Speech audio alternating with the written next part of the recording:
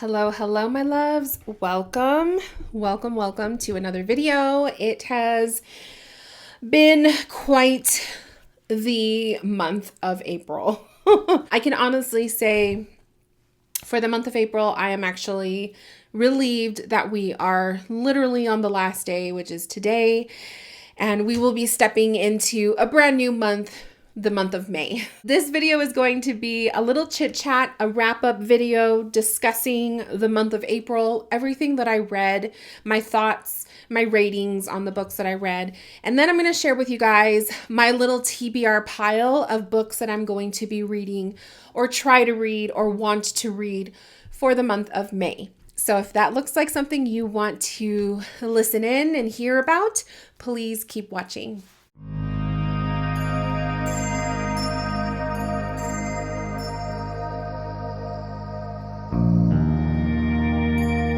Okay, you guys, so let's go ahead and talk about the month of April. First off, let's just talk about the bruises because I know you guys can see them. So I don't know if I'm sure most of you guys who watch my channel follow my main account. I know only a select few of you follow my private account, but a few days ago I put an update on I was in a car accident. So the bruises that you see here on the arm and then here on my chest are a result from the car accident. Obviously, I am okay. I am doing fine. Today, my body has been pretty much back to normal. I was very, very, very sore all weekend, but definitely feeling much better today.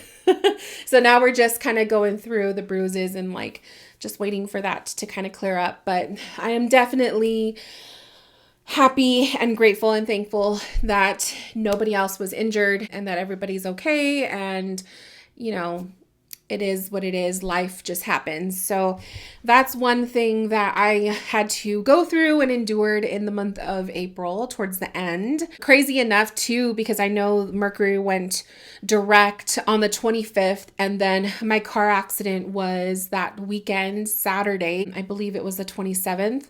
So it's kind of funny. Well, it wasn't funny, but it's kind of crazy that after Mercury goes direct, you're in a shadow period for about 7 days, at least in the astrology world, right? You're in this shadow period for 7 days.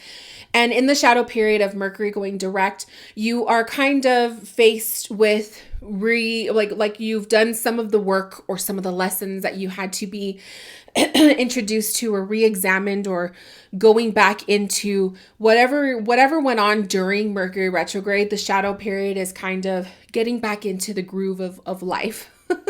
My Mercury retrograde was kind of rocky. I would have to say there was definitely a lot more fatigue than anything else. But the shadow period of Mercury retrograde definitely brought in something that I was definitely not, prepared to deal with. So they usually say, Mercury retrogrades bring on car accidents or car problems or car troubles, things with transportation. So it's just ironic that took place after the direct transit. Anyways, so there was that. That's something I'm still currently dealing with the accident. As I'm sure many of you, if you've ever been in a car accident, then you have to go through all these things, and it's just one thing after another. So I'm trying to stay positive about it, and I guess just reminding myself that I'm fine and whatnot. That just kind of makes the process a little bit easier, but that is what it is. As far as the beginning of the month of April, we did begin, I believe it was the first week of April. We did start that shadow period before the solar eclipse. So the solar eclipse took place on the 8th of April, I believe. So that whole week prior, there was a lot of intense energy that a lot of people or the collective were feeling. And myself, I was feeling the intense fatigue. I had headaches. I remember feeling it was almost like having intense PMS symptoms. It was just a lot. So I do remember the shadow period before the eclipse was a lot. It was just a lot of anxiety and just stuff coming up for me. And then the actual eclipse was pleasant. And then the period after that felt a little bit easier, but I would have to say the whole month altogether, the entire month of April, was a very challenging one for me personally. It is reflected in my reading. As you will see, I did not reach my reading goal. I had a reading goal. I have a reading goal for each month to read at least 4 books. I do include DNF books, so books that I don't finish, I do include them, but I try to read something else to make up for that. But this month, it just didn't happen. So as I go into talking about what I read this month, keep in mind it has been a hellish month, and I made do with what I could. So, but I am definitely excited and looking forward to the month of May. We are currently in Taurus season, and I love Taurus season. It is very relaxing to me. The energy of Taurus is just all about focusing on the body and focusing on self-care, self-love, getting all the rest. But it also is a time to kind of get yourself going, to get into some kind of a routine, or doing some of the work that is necessary, but then you're also having a beautiful balance of self-care time, or, enjoying good foods and enjoying relaxation time. So I really love Taurus season. I don't know about you guys, but for me, Aries season is really tough. And I think that was also part of the reason why the month of April was a little bit rough for me. So Aries season has never really been good to me, astrology wise and all of that. I just don't do well with the fire months. So, so there's that. So let's get into talking about the books. I did include the one that I finished. So I did finish a book on the 1st of April, and that is Dracula. So Bram Stoker's Dracula, I did complete this book the 1st of April. So I had to include it because I wanted to talk about it a little bit. I gave it a 5-star rating. I absolutely loved it. Dracula was a book on my TBR for the longest time, and I really kind of hesitated on reading this book because I was afraid I was going to be disappointed. I was a little intimidated with reading a classic fiction, because sometimes the verbiage, the words, the writing style can be complicated, and I was just afraid that it was going to let me down, or that I was going to have, a bit of a challenge reading that type of a book. But pleasantly, surprisingly, it was really, really simple to read. And I actually took advantage of listening to an audiobook for Dracula. To me, the audiobook really created the atmosphere that I needed to fully immerse myself in the story. I think if I would have just tried to read the book myself, I would have probably gotten bored on some of the parts that were a little bit long-winded. But I was determined to finish the book because I wanted to, have that experience, and just to be able to say that I read the Dracula book, because for the longest time I hadn't. So, but I would have to say overall, it was very entertaining. It definitely painted this picture, this atmosphere of the Gothic time frame. The story takes place in the late 1800s. So you just have like this idea of what it could be like, or what it's like. And I really like the narrator for the audiobook. His reading style was very clear, and just, he really kind of got you into the mood. And so when I was listening to the audiobook, I was following along with my own book, because if I'm just purely listening, if I'm just laying in bed listening, I will fall asleep. So I didn't want to do that. So I made sure to follow along. After that, I picked up Please See Us. I started reading this one officially on the 4th of April. And by the 6th of April, I decided to DNF this book. I gave it 2 stars, and I have no intention of picking it up at another time to try to finish it. It was not what I had in mind. I feel like this storyline had potential to be really, really good. I think it was just perhaps the author's style of writing. But I had a really difficult time feeling connected to the main character. I had a hard time keeping up with who the narrator was talking about. I just feel like there wasn't, I wasn't getting a good feel of the character that I was supposed to be reading on for each chapter. It kind of switches. And there's so many switches throughout these chapters. Some of these chapters can be very short that it just confused me, and I found myself unable to follow along. I also personally felt myself a little offended by the way the author described the tarot reader in the book. The whole reason why I wanted to read this thriller was because it did have to do with a tarot reader being able to connect with the dead to help solve a murder mystery, pretty much. And this tarot reader, the tarot reader in the story was pretty much portrayed as a scam. So somebody who just, scams you out of your money and tells you whatever. And I don't know if that is going to change throughout the storyline. I didn't get deep enough into the story to find out, but it turned me off a little bit because I think tarot readers already, or psychics already, have a bad reputation, and we have such a stereotype to us that it's not really something I want to read in a book. So that kind of turned me off as well. And it just it didn't make me interested. After that, I was kind of going back and forth on what I wanted to read. And someone that I follow on Instagram started her own book club for the book called A Brilliant Night of Stars and Ice. And I started to officially read it on the 7th of April. So the day later. But I think it was kind of like the 7th, and then it was like maybe the 10th when I really got into it. The girl that was running the book club didn't really have nice things to say about the book, and I feel like I had to agree with a lot of her commentary on it. The book was, again, it could have been so much better, and I think that it was just the author's way of writing it and describing the scenes. There was more focus on unnecessary stuff in this book versus what the potential of this storyline could be. So basically, A Brilliant Night of Stars and Ice is supposed to be the ship Carpathia, that captain's perspective of being called to go to the Titanic as the Titanic was putting out an emergency signal for sinking. So obviously this is like a fictional, it's kind of like the blend of something that actually happened in history, but you have a fictional twist to it. So you kind of go into it with like, it's going to be like a movie style type of thing. But the author just focused on more of like the furnishing of the ship and the style of the ship. And I guess if you love that kind of stuff, you would be into it. But I could care less about that. The other thing that kind of really confused me is there was like a list of all of the characters that were going to be mentioned in the story. And I have to say there was like 5 or 6 Kates. And there was also another name that was repeated everywhere, but I can't even remember now.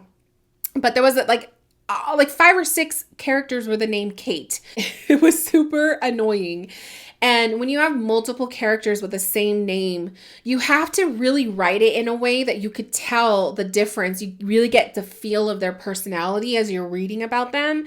And it didn't happen. So I really wanted to finish this book and I really wanted to like it. I did not like it and I didn't waste my time. So I think it was on the 18th I finally decided I'm done. So I did DNF this book and I didn't rate it on my Goodreads because I kind of still want to finish it just to see how it ends. But I don't know if I'm ever going to get to it. So if I don't ever get to it, the rating that I would give it is a 2-star. And then on the 20th of April, I picked up the book The Familiar, and I am still currently reading it. Today is the final day of April.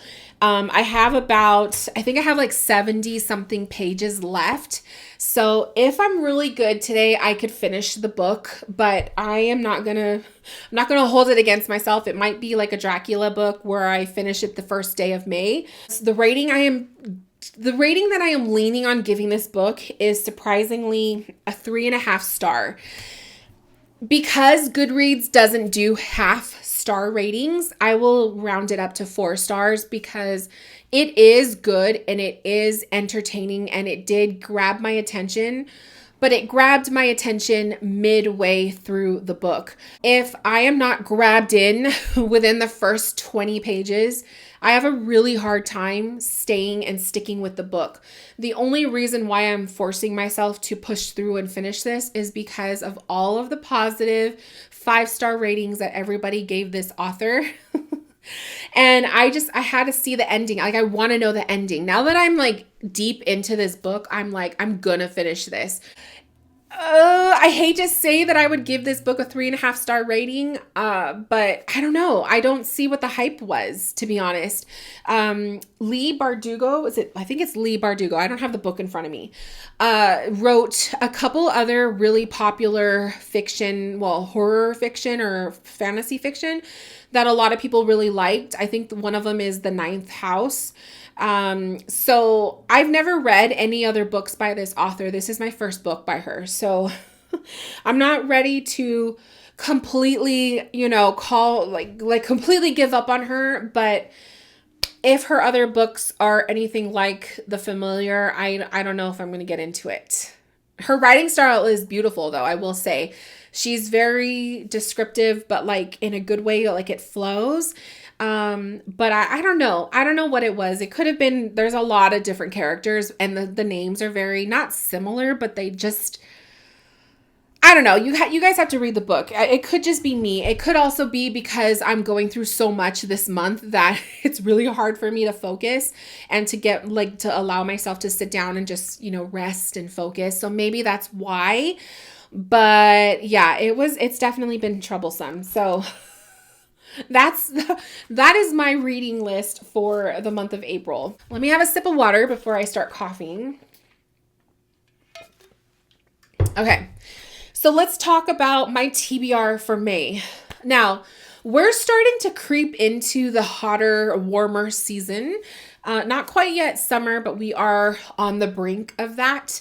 So I really want to introduce some romance for the summer season. So I have my eyes on the lookout for at least 1 or 2 romance reads, some kind of like romance beachy reads for summer. But my TBR for the month of May is kind of more horror. That's just kind of like where I'm happiest. So we're just going to stick with it. Book I am definitely going to be reading, and I hope I like it because it's a big book. And this may just end up being the only one I read this month, to be honest, you guys. Is Last Days by Adam Naval. This is the horror book club choice for the month of May. It's the book club that I go to that's at Barnes & Noble. So we decided, we all voted on this one. And when I voted on it, I didn't realize it's going to be a 400+ page book. So for me personally, getting through The Familiar, which is also like almost a 400 page book, this one is bigger. Yeah, this one's 529 pages. So this is wishful thinking for me. This is definitely something that's going to take time. Unless it's really, really good and I'm super into it, then I may be able to finish it, in a timely manner. I'm going to do my best, but I don't know. I don't know. We shall see. But this is their book club choice. So, and the storyline sounds really cool. It's has to do with a cult. So finding a cult in the woods, I think, and just kind of creepy stuff. So I'm down for a horror cult read, but we shall see. It does have a beautiful cover though. I will give it that. So we'll see what happens in next month's video when I talk about it. I also am in the mood for a self-help book. I think because of the chaos of April, I feel like I need a self-help book or some kind of a spiritual read, something nonfiction. So I picked out the book Lighter by Young Pueblo. This one has a lot of really positive ratings and I love the bright yellow cover. It just makes me really happy when I look at it. I love the color yellow. So I think that I'm going to kind of open this one up on the side to read alongside the horror book. Back in the day when I would read like 2 books at the same time, I would always do a fiction and then a nonfiction, and it would be easier for me to jump back and forth. So that shouldn't be too hard. But I really am just in the mood for a book that is going to feed my soul and just bring me back from the depths that the eclipse and Mercury retrograde brought me. So hopefully this one will cheer me up a little bit, and we shall see how that goes. These other books that I'm going to show you guys are very hopeful, kind of. I'm not expecting myself to read it because honestly, I feel like this is going to take up majority of the month. But I do really want to try to read, and let me cover this. It is a library book. I do want to read this one. It's called Funeral Girl. 16-year-old Georgia Richter is used to seeing death up close. Her parents run a funeral home, and her family, they live above the business. So their house is like on the top level, and then below them is their funeral home business. And she begins to see the dead pretty much. So as soon as I read that, I just thought this is something up my alley. I really think that this would be a fun little read, and it is a YA book. So, simple, short, quick, super simple. Like that's what I was looking for after the Monster Book Club read. So I think this is definitely going to be a potential to finish maybe the final week of May, or who knows? Who knows how the month is going to go, right? And the cover is so cute. You just have like these little skulls and coffins, and I don't know. It's just so cute. It's aesthetically pleasing. So Funeral Girl. And then another library book that I probably won't get to this month, but like I said, we never know. You never know how things are going to go, is called A Long Time Dead. So this is a vampire fiction, and it has to do with, it's like a lesbian love story. So a lesbian love story with a vampire. It sounds really good. I feel like it has potential to be really good. It also takes place, let me see. It takes place in 1837. So anytime you have like a time setting that is like a couple hundred years ago, I love that. That just really pulls me in, especially when it's a vampire read.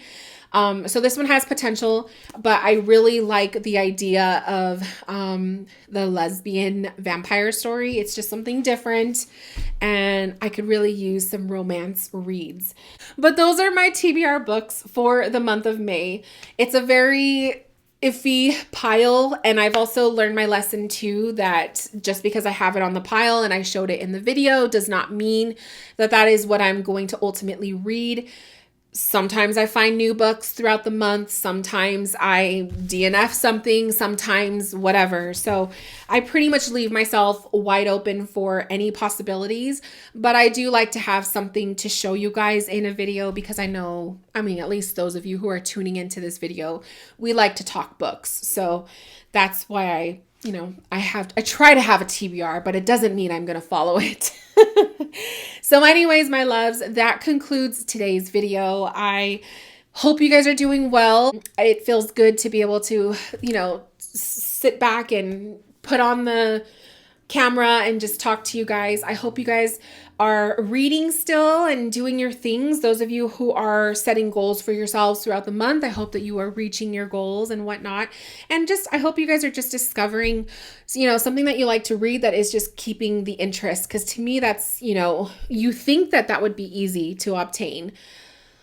But sometimes it's not. And sometimes the books are just disappointing. And it really sucks when you have multiple DNFs in a row. And that's just what's been happening to me from the month of March into April. So I'm hoping May will be better, but we shall see. And yeah, I will see you guys in my next video, hopefully very, very soon. And otherwise, I will definitely be back towards the end of the month. We will talk the TBRs and talk everything that I read and all of that. So hope you guys are doing well. Love you guys. Thank you for tuning in, and I will talk to you guys soon. Bye, loves.